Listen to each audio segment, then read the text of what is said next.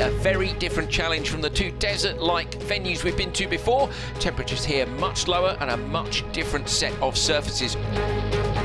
Off the start line, fairly open. We've got a couple of tight corners where we can expect the cars to try to get in a line, but if they're not in a line by that hairpin just before the cliff face, you are definitely going to be following the cars in front through the next section. It gets very, very narrow, as we see here. One of the apt Cupra drivers heading up over the top of the crest and down through that narrow section.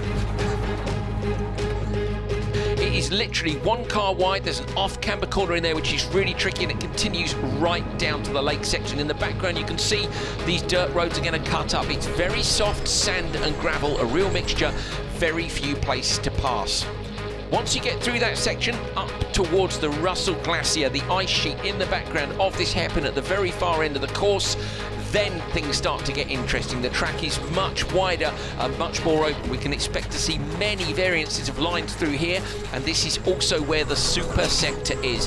The fastest driver through the super sector will take 5 championship points home at the end of this weekend. There's a drop off on the way into it, then it's flat out through some turns over the dried up riverbeds, and it ends with this section here, breaking down the X44 car this was towards a big crest, and that's where the super sector stops. So is anybody going to really risk it through there for those extra championship points? Might use the hyperdrive, or you could save it for the back straight.